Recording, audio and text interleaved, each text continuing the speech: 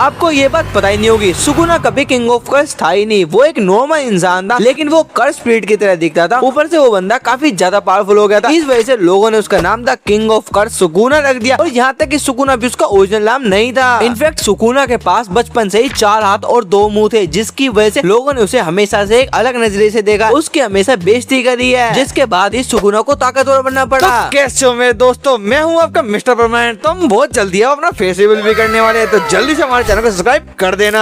तो मैं स्टोरी की स्टार्टिंग में दिखाया था ये घंटा, और उसे बजाने वाला और कोई नहीं हमारा सुकुना होता है, जो आगे जाके किंग ऑफ कर्स बनता है। तो दिन की शुरुआत होती है और सुकुना अपना घंटा बजा रहा था, लेकिन उसी समय बाबा कहता है तुम जरा इधर आना, मुझे कुछ काम है तुमसे। तो सुकुना कहता है मैं अभी आया सेंसे। और हमें जो ये ओल्ड मैन दिखाए जाते हैं, ये कोई सुकुना का रिश्तेदार नहीं है, ये तो वो इंसान है जिसने सुकुना को पाला था, जिसके पास पैसे भी नहीं थे, फिर भी उसने उस बच्चे को अडॉप्ट कर लिया, जिसके माँ बाप उसे एक मंदिर के बाहर छोड़ आए थे। क्योंकि जो सुकुना के पेरेंट्स थे, उन्हें लगता था कि एक बच्चा नहीं भाई, ये तो एक श्राप है और इस श्राप को हम कैसे पालेंगे। लेकिन इन ओल्ड मैन ने ये बिल्कुल नहीं सोचा, यहाँ तक कि उन्हें सुकुना का नाम भी नहीं रखा था। वो चाहते थे कि सुकुना अपना नाम खुद रखे, और उन्हें ये बात कहाँ पता थी कि सुकुना भी अपना नाम खुद नहीं रख पाएगा, लोग उसका नाम रख देंगे। और अब द बुक ऑफ सुकुना की स्टोरी शुरू होती है, और सुकुना बताता है कि मैं पिछले 6 सालों से इस मंदिर के अंदर एक पहाड़ी पे जो है इसके अंदर रहता हूँ, और पहले यहाँ पे सिर्फ ये ओल्ड मैन रहते थे, लेकिन अब ये बहुत ज्यादा बूढ़े हो चुके हैं, जिसकी वजह से इनका सारा काम मुझे ही करना पड़ता है, ये तो अब कर नहीं पाते।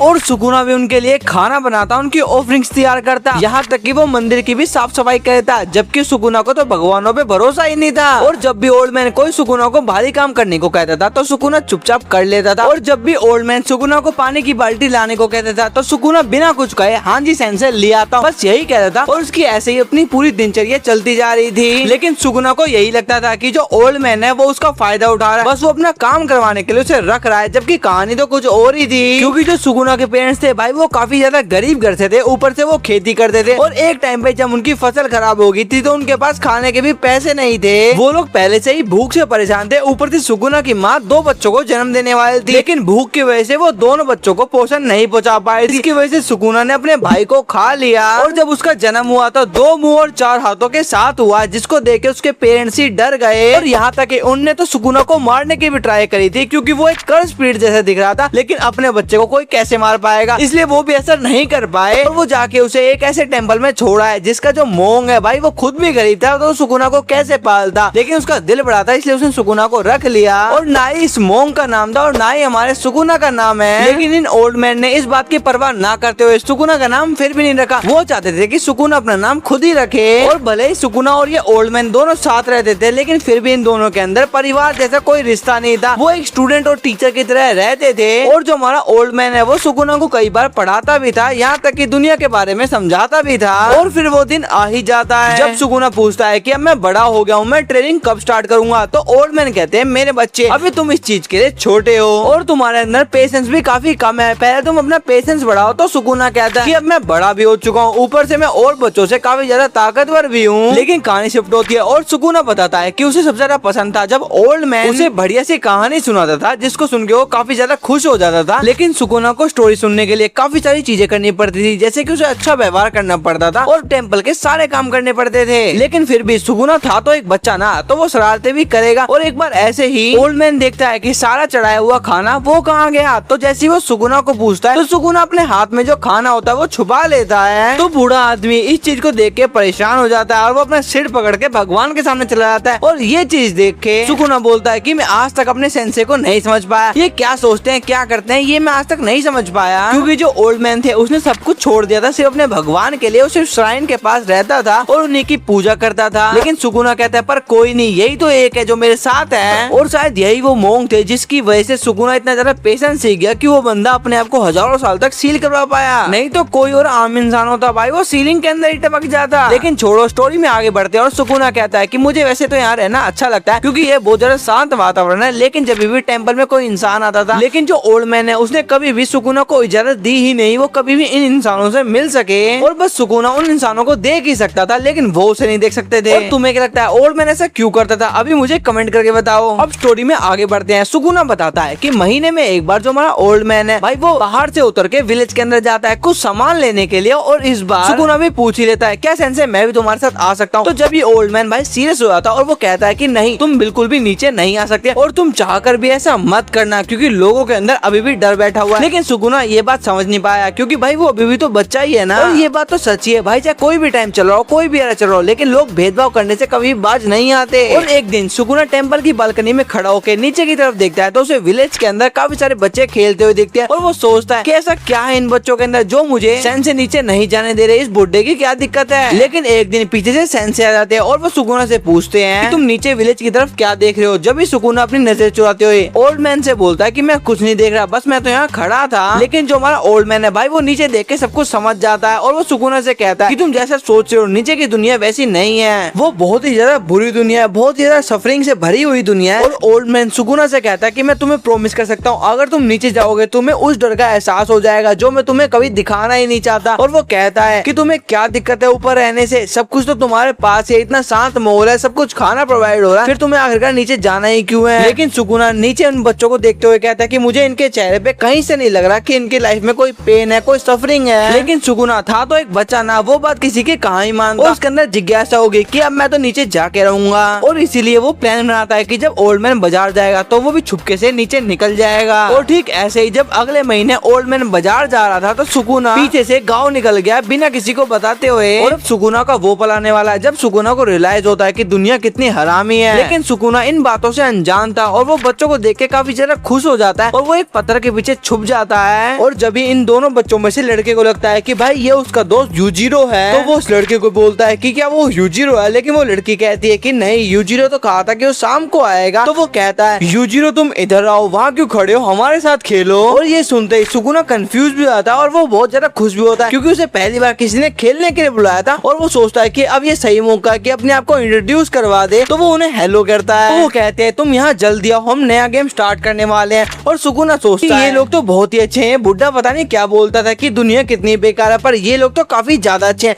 ये तो मुझे अपने साथ खेलने के लिए बुला रहे हैं। तो सुगुना उनके साथ खेलने के लिए चला जाता है। और जैसे सुगुना उनके पास आता है और वो देखते हैं कि सुगुना के 2 मुंह 4 हाथ है, तो ये दोनों देखते हैं उसे डरने लग जाते हैं। और लड़की बोलती है ये तो यूजिरो नहीं हो सकता। तो लड़का बोलता है कि तुम क्या हो। और ध्यान दो यहाँ पे वो ये नहीं बोलता कि तुम कौन हो, वो बोलता है कि तुम क्या हो। और सुगुना ये सुन के शांत हो जाता और वो खुद नहीं समझ पाता यहाँ पे मैं क्या बोलूँ, उसे यही नहीं पता कि वो कौन है। और ये चीज सुनते ही हमें पता तो लग ही जाता है कि सुगुना के साथ बचपन से ही भेदभाव हुआ है। और वैसे भी दुनिया का तो यही नियम है कि कोई कितना भी अच्छा हो उसे विलन बनाया ही जाएगा। विलन तो वैसे ही पैदा नहीं होते, उन्हें सिर्फ बनाया ही जा सकता है। और लिटरली ये थ्योरी सुन के मुझे भी लग रहा है कि सुगुना कोई विलन था नहीं भाई, उसे विलन तो बनाया ही गया है। और भाई लिटरली मैं भी विलन बन जाऊंगा अगर तुम लाइक एंड सब्सक्राइब नहीं करोगे। और तुम काले मक्कड़ मानो को जानते नहीं है भाई, मैं बहुत ज्यादा गंदा आदमी हूँ। इसी के साथ द स्टोरी ऑफ सुगुना यहीं पे खत्म हो चुका है पार्ट 1। जैसी पार्ट 2 आएगा तुम्हारा भाई बहुत पहले लेके आएगा। और इसीलिए तुम लाइक एंड सब्सक्राइब कर देना, क्योंकि फेस रिवील और Q&A दोनों ही बहुत पास है। तो जल्दी से कर दो यार सब्सक्राइब।